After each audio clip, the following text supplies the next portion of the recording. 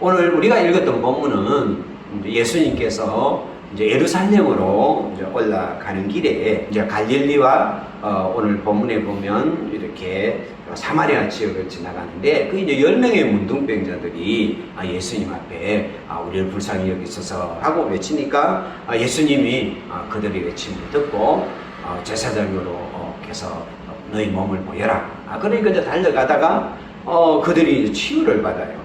그러니까 그 중에 한 사람이 이제 돌아와가지고 예수님 앞에 이제 감사를 올리는 내용이 오늘 본문입니다. 그러면서 예수님께서 이렇게 10명이 있는데 9명은 어디 가고 어찌 한 사람만 왔느냐. 그러면서 이제 이 사람을 칭찬하는 그런 내용이 이제 오늘 본문의 내용입니다. 우리가 이제 감사의 말이라는 것이 우리 참 보면 참 많은 사람들이 생각할 때 우리가 감사하는 말 좋잖아요. 감사의 말을 하면 우리가 이제 11월 달은 감사의 달이다. 그러면 우리가 감사합시다. 우리가 감사합시다. 그러면 뭔가 감사가 뭐 대단한 이제 우리가 생각할 때 하나님을 향해서 뭔가 대단한 어떤 액션이고 대단한 어떤 결단이 있는 말처럼 이렇게 여겨지는데요. 감사라는 것 자체는 뭐냐면 이미 받은 것에 대한 반응이에요. 그러면 이 한 사마리아인이 돌아와가지고 예수님 앞에 감사를 했는데, 자, 이 한 사마리아인이 예수님 앞에 감사를 하게 만들었던 그 동력이 뭐냐? 그가 받은 은혜가 어떤 은혜냐? 이 한 사마리아인의 이 반응은 여기 보면 뭐라고 나와 있습니까? 자기가 낳은 것을 보고 하나님께 영광을 돌리고 발 아래 엎드려 감사했다 그랬어요.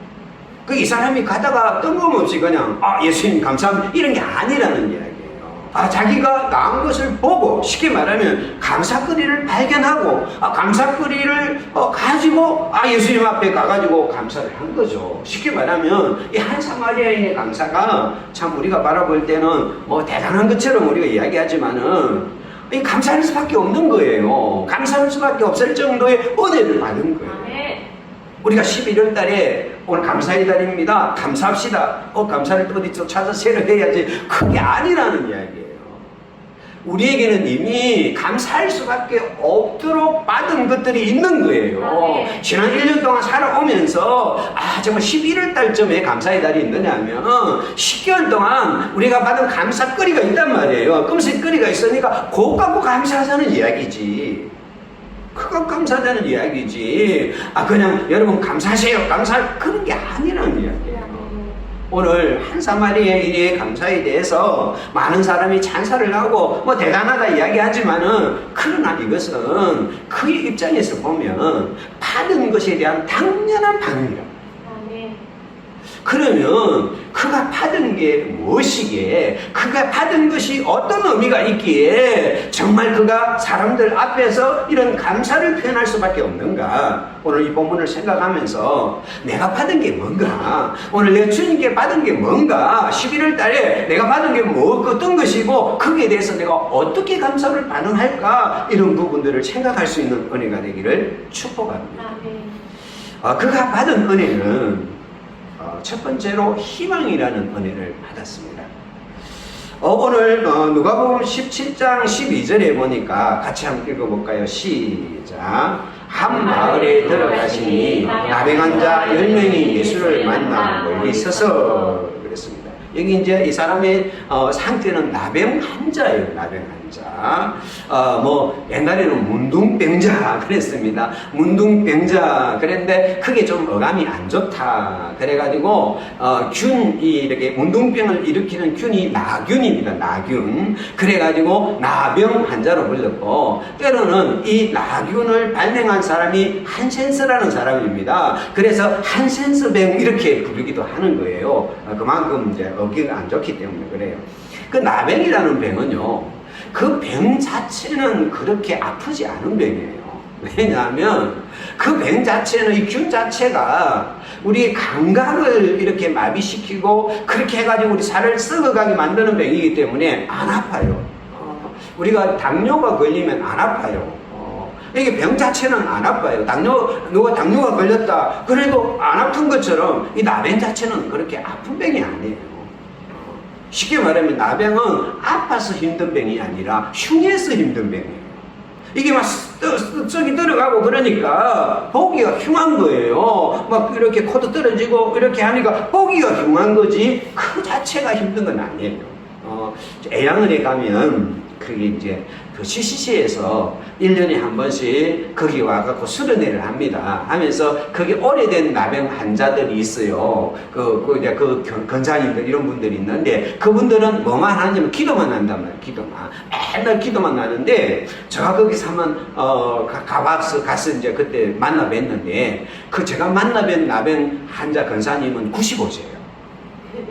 이야기 들어보니까 젊어서 와가지고 뭐 손양원 목사님도 그 자기가 섬기고 막 그 이야기를 하더라고요. 이분은 앉아갖고 뭐 하느냐면 그건 뭐 보기는 다 나병이니까 뭐 없죠. 다 그 보기 참 싫죠. 그렇지만 얼굴은 천사처럼 하네요. 그래 와가지고 앉아가고 뭐 하느냐면 24시간 기도만 하는 거예요. 기도만 하는. 95세까지 살더라고요. 이게 병 자체가 힘든 게 아니라 나병이 갖고 있는 힘든 것은 뭐냐면 사회적 고립이에요. 나병이 딱 들었다 그러면 그 가족으로부터 그 사회로부터 추방을 돼가지고 고립을 당하는 거예요. 우리나라 마찬가지예요. 나병이 걸렸다 그러면 그때부터 집에서 같이 못 살아요. 그 마을에서 못 살아요. 쫓아내가지고 막 그릉뱅이로 살다가 그래가지고 자기들이 나병 촌락을 이루고 그렇게 사는 거죠. 그게 이제 힘든 병이에요. 그런데 이스라엘의 나병 환자에게는 그것보다 더 힘든 게 하나 있어요. 이게 내가 사회적으로 고립이 됐다, 내가 사회적으로 이렇게 외롭다, 이것보다 더 힘든 게 뭐냐면 민수기 5장 11절에 3절에 보면 이 나병에 대한 하나님의 처방이 나옵니다. 같이 한번 읽어볼까요? 시작. 여호와께서 모세에게 말씀하여 이르시되 이스라엘 자손에게 명령하여 모든 나병 환자를 다 진영 밖으로 내보내되 남녀를 막론하고 다 진영 밖으로 내보내어 그들이 진영을 더럽히게 하지 말라. 내가 그 진영 가운데 거하느니라 하시매 그랬어요. 이 나병에 대한 처방은 하나님이 직접 모세에게 이야기해요. 하나님이 직접 모세에게 이야기했는데 뭐라고 이야기하느냐면 나병 환자들은 그게 남녀를 막론하고 다 진영 밖으로 보내라고 했어요. 그러면서 뭐라고 말하냐면 진영을 더럽히게 하지 마라. 이 말은 뭐냐면 나병이라는 그 자체가 진영을 더럽히는 병, 부정한 병이라고 진단이 되어지는 병이에요. 그러면서 뭐라고 말합니까?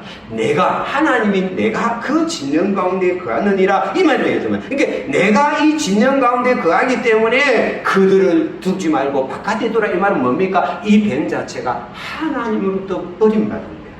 하나님으로부터 내치는 병이라는, 천행의 병이라는 병이 나병이라는 거예요. 그래서 이 나병이 걸리게 되면 어떤 인생을 살아야 되느냐 하면 레위기 13장 45절 46절에 보면 같이 한번 읽겠습니다. 시작. 나병 환자는 옷을 찢고 머리를 풀며 밑 입술을 가리고 외치기를 부정하다 할 것이요 병 있는 날 동안은 늘 부정할 것이라. 그가 부정한 적 혼자 살 때 진영 밖에서 살지니라. 이게 추방을 당하는데 그냥 추방을 당하는 게 아니라 이 사람들은 절대 건강한 사람을 만나서는 안 되는 거예요. 그 안 되도록 뭐 표식을 뭐라고 말하나, 옷을 찢고 다녀야 돼요. 이 정상적인 옷을 입으면 이거 못 알아보니까 자기 옷을 찢어야 되는 거예요. 근데 나는 찢겨진 인생입니다. 나는 당신과 같이 어울릴 수 없는 인생입니다를 갖고 옷을 찢김으로 표를 해야 돼요. 그 다음에 뭐냐면 머리를 풀어 헤쳐야 돼요. 머리를 풀어 헤친다는 말은 쉽게 말하면 이 옷을 찢고 머리를 풀어 헤친다는 어떤 모습이 상상됩니까? 그릉뱅이들이 상상되잖아요. 그러니까 쉽게 말해서 나는 정상인이 아닙니다는 표식을 그들 바깥으로 보여줘야 돼요. 왜냐하면 만지면 부정해지니까 아예 그 표식을 하고 살아야 돼요. 그리고 이런 사람들 어떻게 가운데 살겠습니까? 그리고 이 사람들은 항상 저 멀리 사람들이 보이면 뭐라고 외쳐야 되는가 하면 이 입술을 가리고 부정하다 외쳐야 돼요. 쉽게 말하면 나는 부정한 사람입니다. 나는 가치가 없는 사람입니다. 나는 만나서는 안 되는 사람입니다. 나는 만나서는 안 되는 사람이다를 자기 입으로 외치면서 살아야 돼요. 이게 가장 그들을 힘들게 합니다. 하나님으로부터 버림받은 병이다. 나는 이스라엘의 침략에 들어가서 하나님의 예배를 드리고 하나님을 낳을 수 없는 사람이다. 나는 부정한 존재이기 때문에 만나서도 안 되고 접촉해서도 안 되고, 그래서 사람들 앞에 내가 부정한 사람임을 드러내야 되고, 늘 입에 달고 다니는 말은 부정합니다, 부정하다, 부정하다를 외치면서 살아야 될 인생이니까 이보다 더 처절한 인생이 어디 있느냐는 거죠. 그래서 이걸 보니까 이 10명의 나병 환자들이 오늘 예수님을 만나잖아요. 그런데 오늘 이런 사람들이 13절에 보니까 그 예수님을 만나려고 온 거예요. 왔는데 그냥 온 게 아니라 어떻게 왔다고요? 멀리 있었어요. 멀리 있었어요. 예수님 가까이 오면 안 되니까 뭐라고 외치느냐면, 같이 한번 읽어보겠습니다. 시작. 소리 높여 이르되 예수 선생님이여 우리를 불쌍히 여기소서 하거늘. 불쌍히 여기서 하는 말은 우리를 치유하여 주셔서 자비를 베풀어 주셔서 이런 뜻이에요. 우리에게 치유의 손길을 내려주셔서 우리에게 자비를 베풀어 주셔서 이 말이거든요. 그러면 평생 뭐라고 사는 삶이라고요? 나는 이 사람들이 사람들을 만나면 쏟아내는 말은 어떤 말이냐면, 나는 부정합니다, 나는 부정합니다 이 말만 쏟아내던 그들이 사람들 앞에서 뭐라고 말합니까? 나를 치유하여 주셔서 나를 자비를 베풀어, 나를 불쌍히 여기, 이 불쌍히 여기주라는 말은 희망의 말이에요.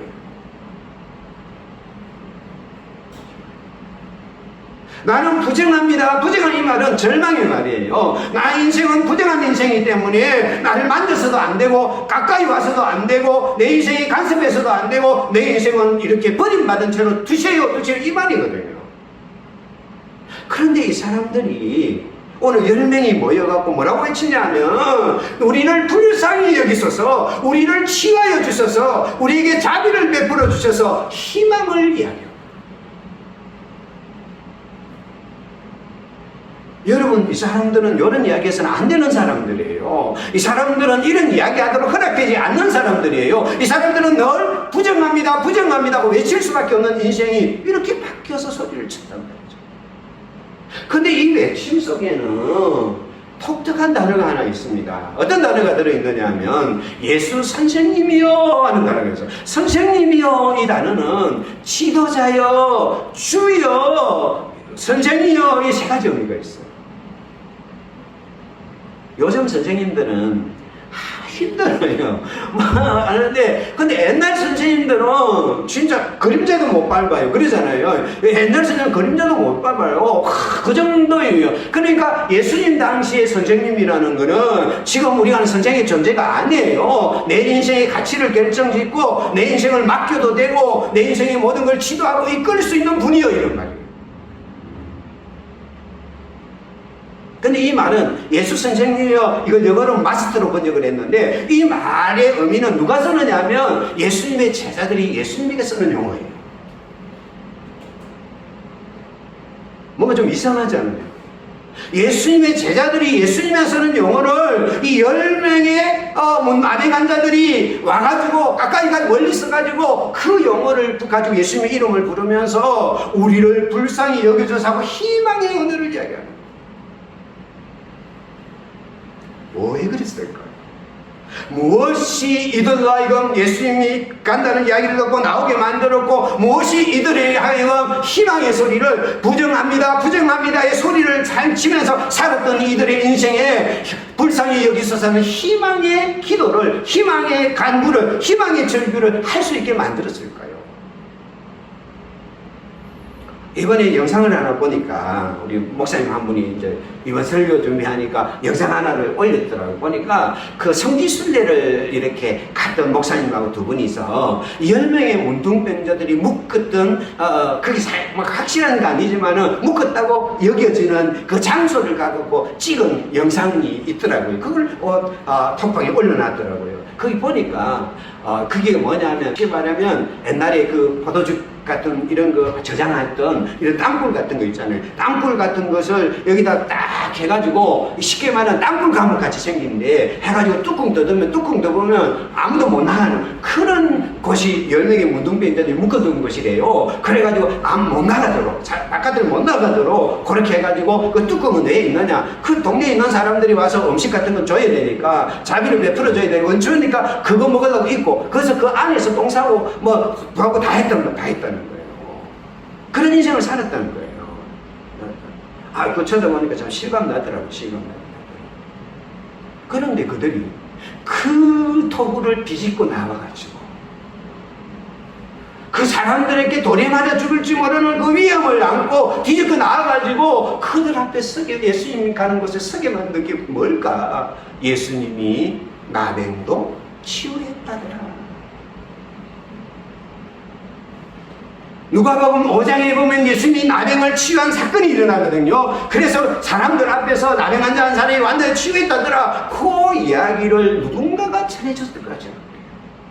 야, 너희들 예수 한 분이 있는데 말이야, 그분이 나병 환자들, 너희 같은 나병 환자들을 가서 치유하고 만져줘서 깨끗하게 낫게 해줬다는 소식이 들려. 그 일그런 이야기 아마 친하고 불쌍하니까 그런 이야기 들려주지 않겠습니까? 그러면 그 깜깜한 그 정말 희망이 보이지 않는 절망의 그 토굴 속에서 그 안에서 날마다 살아가면서 예수의 소식을 누군가도 들으면서 희망을 꼽혔을 거라고 봐요.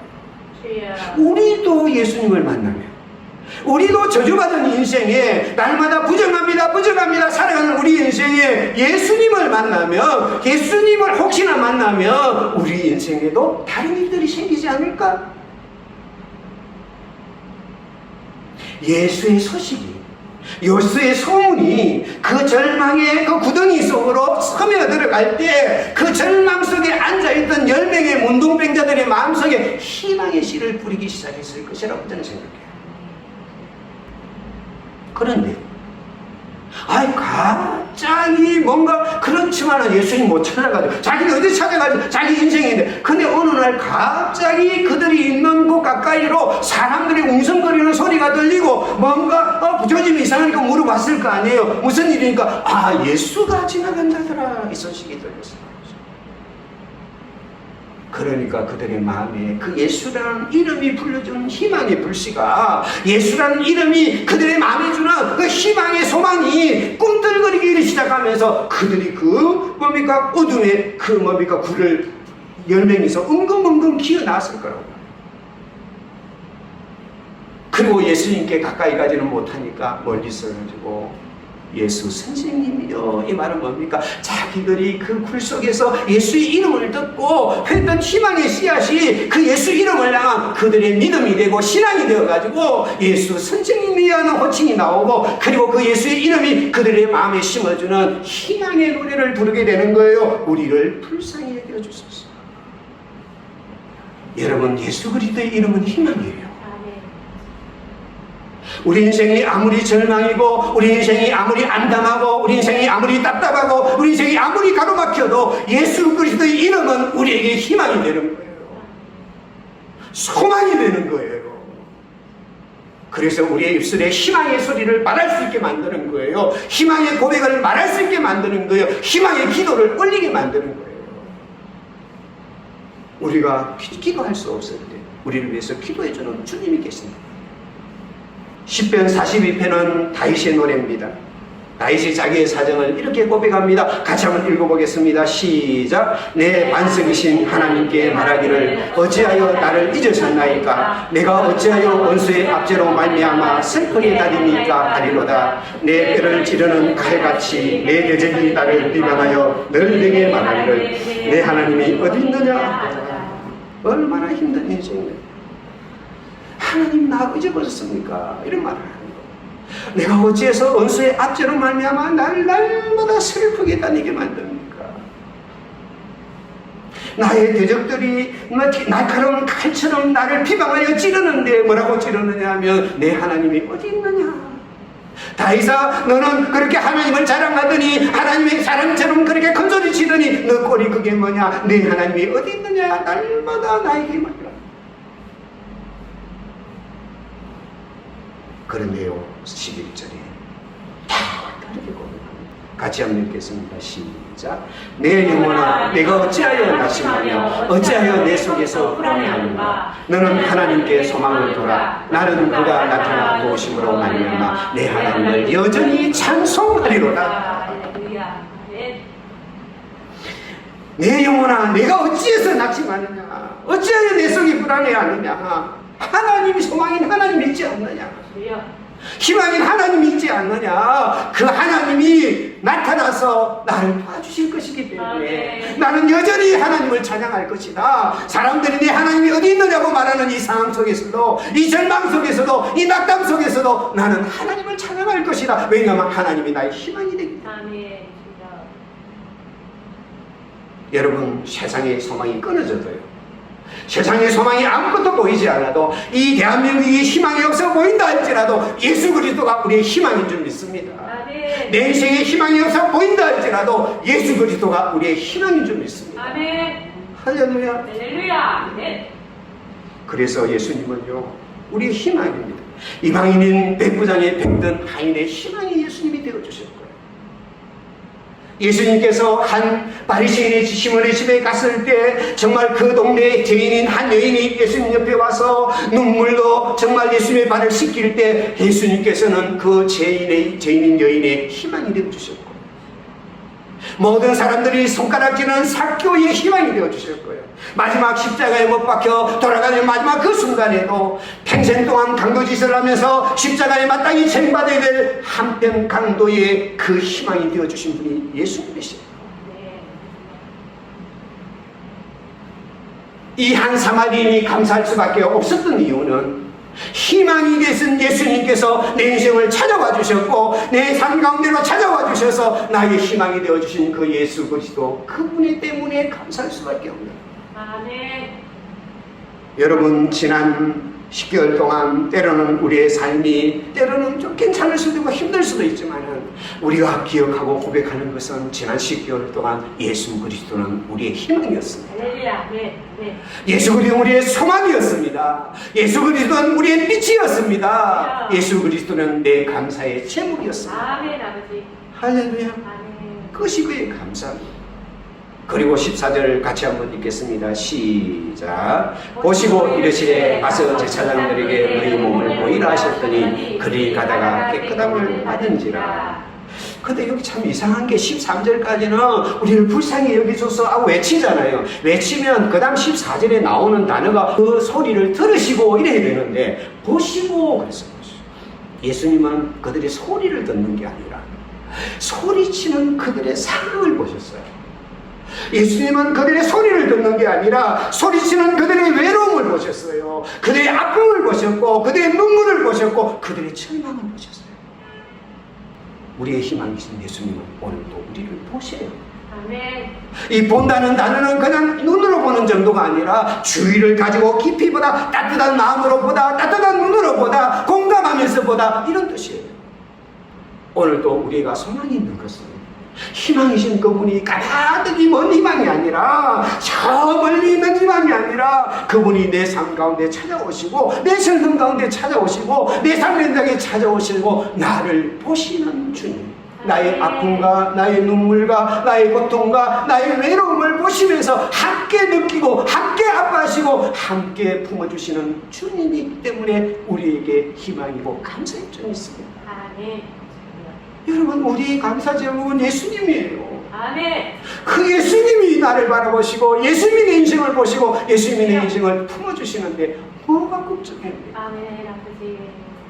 아까 불렀던 찬양이 참 마음에 든다. 주님과 같이 한번 불러볼까요?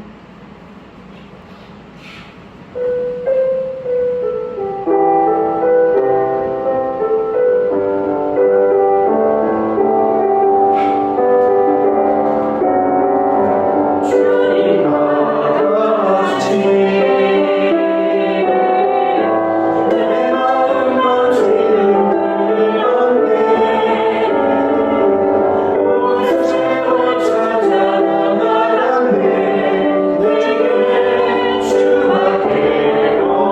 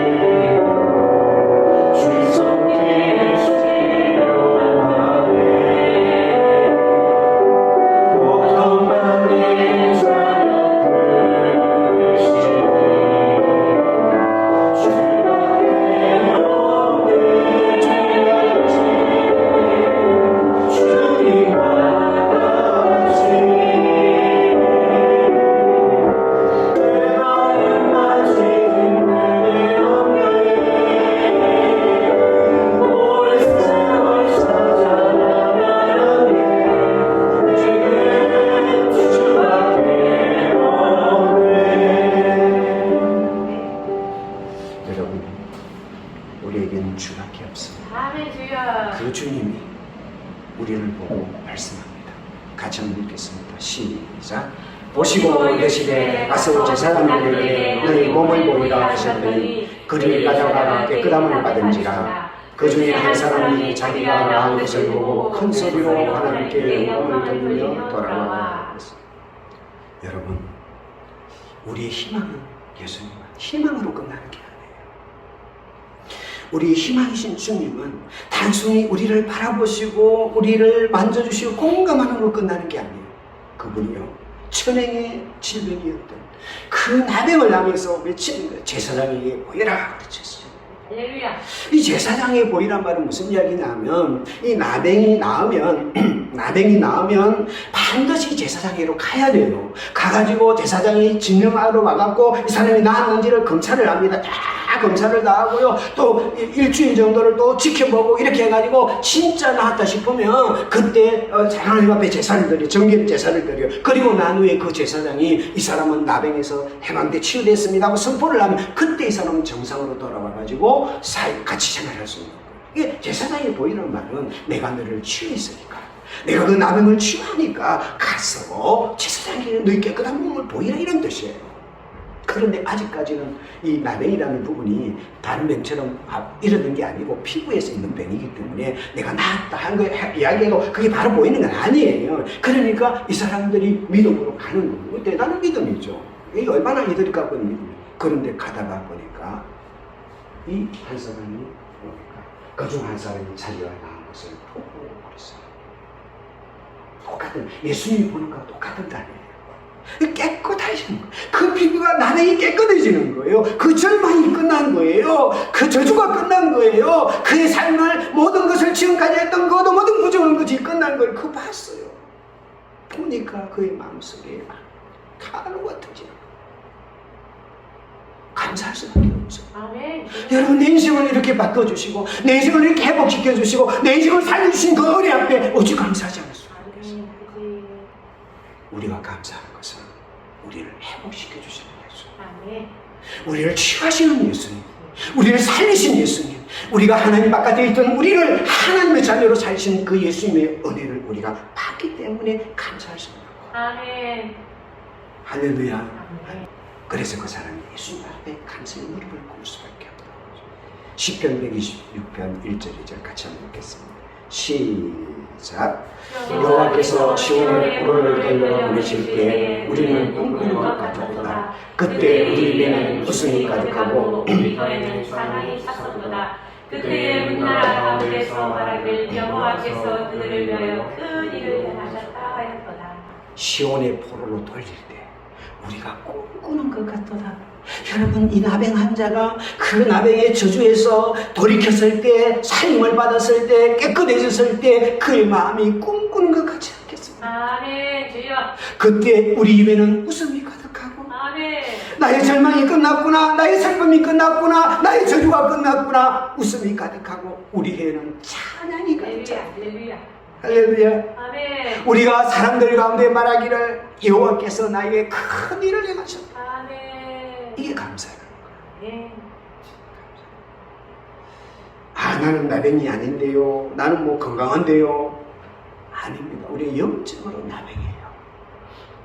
에베소 2장 3절 같이 한번 읽겠습니다. 시작. 전에는 우리도 다 그 가운데서 우리 육체의 욕심을 따라 지내며 육체와 마음에 원하는 것을 하여 다른 이들과 같이 본질상 진노의 자녀였더니, 이 진노의 자녀는 어떤 인생을 사느냐. 4장 19절 같이 읽겠습니다. 시작. 그들이 감각 없는 자가 되어서 자신을 방탕에 방임하여 모든 더러운 것을 욕심으로 하고. 이 죄의 특성이 감각이 없어요.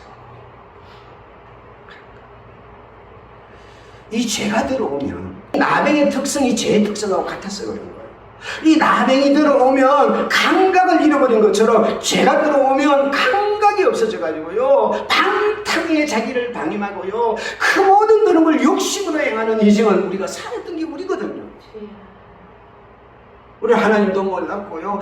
그냥 그 욕심을 따라서 그 감각 없는 살았던 우리 인생인데 하나님께서 어떻게 우리를 구원했습니까? 같이 한번 읽겠습니다. 시작. 긍휼히 풍성하신 하나님이 우리를 사랑하신 그 큰 사랑을 인하여 허물로 죽은 우리를 그리스도와 함께 살리셨고 너희는 은혜로 구원을 받은 것이다. 거기서 우리를 구원해 주셨어요. 긍휼이 풍성하신 하나님이 감각 없는 상태, 제약의 상태에서 마음껏 방탕에 방임하며 그렇게 살았던 우리 인생을 구원하여 주셨어요. 살려주셨어요. 예수님과 함께 살려주셨어요. 예수님의 십자가의 보혈을 통해서 우리를 살려주셨어요. 예수님께서 그 십자가에 못 박혀 죽으시는 사랑을 통하여 은혜를 통해서 우리를 살려주셨어요. 그에 대한 반응이 감사의 줄 믿습니다. 아멘. 할렐루야.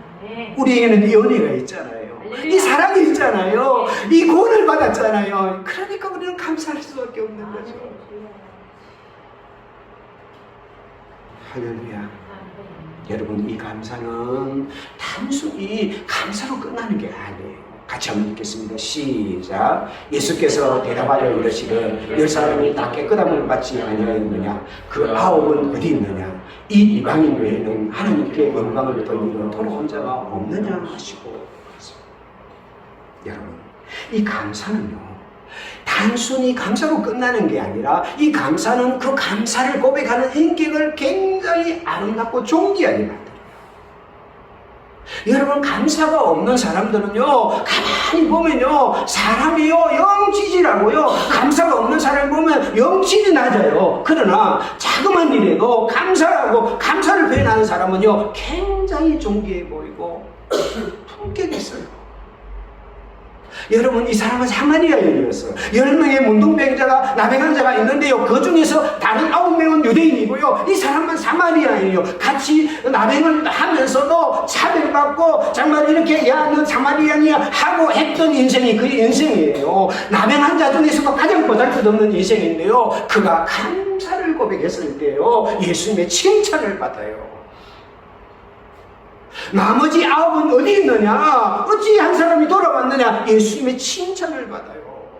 모든 사람 앞에서, 여러분, 이 세상에 우리가 예수님 칭찬보다 더 큰 칭찬이 어디 있습니까? 아멘. 주여. 예수님이 나를 칭찬해주고 예수님이 나를 인정해주고 나를 높여준다면 그보다 더 가치 있는 게 어디 있겠어요? 아멘. 아버지. 우리가 감사할 때 이 사람의 감사는요, 이 사마리아인을 이 나병한 자에서 가장 고귀하고 예수님의 칭찬을 받는 인생으로, 존귀한 인생으로 바꿔나요. 그리고요, 예수님께서 선포합니다. 같이 한번 읽겠습니다. 시작. 그에게 이르시되 일어나 가라. 내 믿음이 너를 구원하리라. 사람들 앞에서 믿음을 선포해요. 이제는 아브라함의 자손이다. 이제는 이방인이 아니다. 이제는 구원받은 백성이다 하면서 사람들 앞에 그를 선포해요. 그는 이제 나병이 아니라 이제는 하나님의 백성으로서 당당히 살아갈 수 있는 고귀한 인생이 됐어요. 할렐루야. 감사는 인격을 품격 있게 만들고, 감사는 인생을 고귀하게 만드는 힘을 갖고 있습니다. 2022년 11월 24일자 국민일보에 보니까 이런 제목의 기사가 떴더라고요. 집도 없이 학대받던 한국계 소녀가장 미주 대법관이 되었다. 이런 기사가 떴어요. 주한미군 병사와 한국인 어머니 사이에 태어난 페트르사 리, 이제 이 여자인데, 리라는 변호사가 미국 네바다주 대법관이 됐다. 그 기사 내용입니다. 아시아계이자 흑인 여성이 네바다주 대법관이 된 것은 처음이다.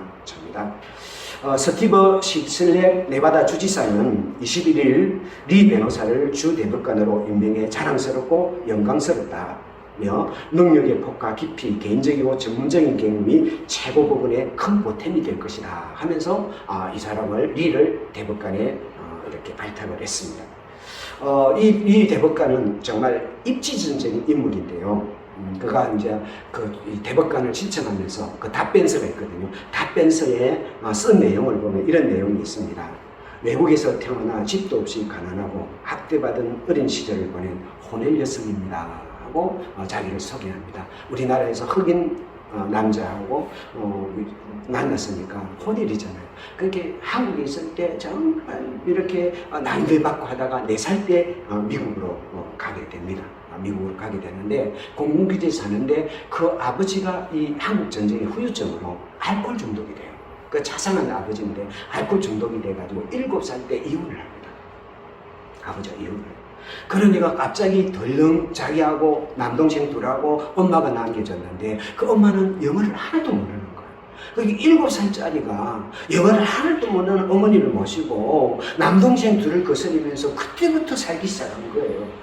자기 그 고백 이야기를 들어보면 이런 이야기가 있습니다. 8살 때 이제 그 기초생활수급자 신청서를 앞서니까 자기가 써요. 8살 때 자기가 써야 되는 그런 상황이었다고 그래요. 그리고 그 당시 이제 그 비곤증 이렇게 쉽게 우리가 말하면 이 바프 같은 이런 데서 밥 얻어먹고 이렇게 살다가 막 집이 쫓겨나가지고 막 이렇게 해가지고 쉽게 말하면 노숙자 생활을 하다가 그러면서 그럽니다. 노숙자 생활을 하다가 쉼터 같은 데서 방을 하나 얻었는데 그게 너무 감사했다. 빈대가 막 덜끓는 침대지만은 내가 침대를 가졌다는 게 너무 감사했다. 이 고난과 어려움 속에서 그 감사는 나에게 인내를 주고 그 감사는 나에게 앞으로 나는 자라서는 나는 어렵고 가난한 사람을 내가 도와줄게라는 꿈을 키웠다. 그리고 엄마가 재혼을 했는데 그 새로 재혼한 남자가 학대를 하니까 15살 때 가출을 해요.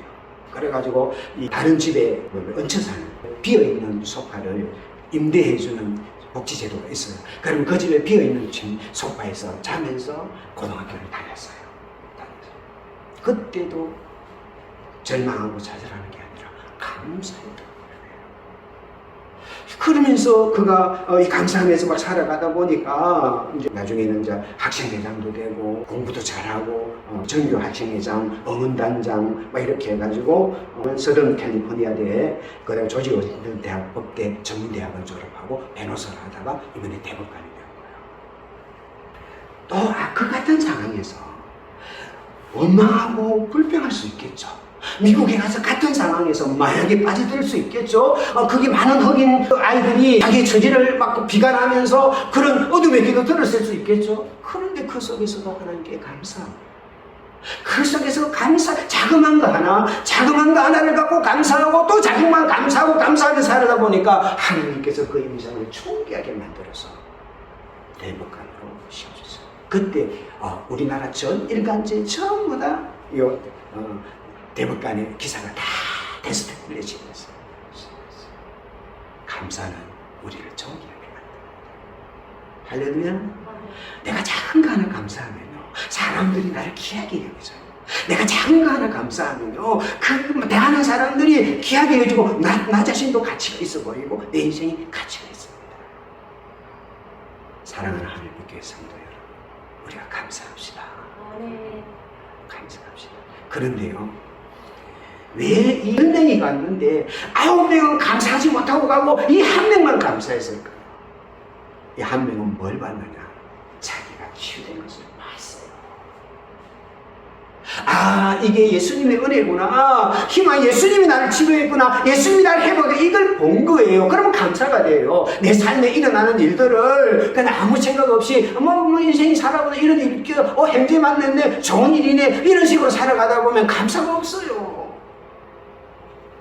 근데 작은 것 하나마다 하나님을 보는 거예요. 여기 하나님이 개입해 주셔서 이런 은혜를 주셨네요. 하나님이 개입해 주셔서 나를 치유하셨네요. 나를 회복시켜 주셨는데요. 내 인생길을 걸어가게 이걸 보게 되면 감사가 돼요. 오늘부터 우리 눈을 돌립시다. 할렐루야. 내 모든 삶에서 인생을 붙잡고 계시는 예수님을 보는 눈을 가지는 여러분 되시기를 축복합니다. 그래서 우리의 입술에 감사의 고백이 흘러 넘치는 은혜가 있기를 축복합니다. 기도하겠습니다. 사랑하는 주님, 은혜를 감사합니다. 한 사마리아인이 예수님 앞에 감사했습니다. 그 감사는 그가 대단해서가 아니고 그가 뭔가 결단이 있어서가 아니라 예수님이 그에게 부어준 감당할 수 없는 은혜가, 감당할 수 없는 희망이, 감당할 수 없는 회복이 그로 하여금 감사의 고백을 하게 만든 줄 믿습니다. 우리 인생에도 오늘도 주님은 우리를 구원하여 주시고 우리를 살려주셨고 우리를 하나님의 자녀가 되게 해주셨고 하나님의 귀한 하늘의 신령한 복을 부어주시는 그 예수님의 은혜를 생각하면서 우리도 감사하는 한 주간이 되게 하여 주시옵소서. 예수님 이름으로 기도드립니다.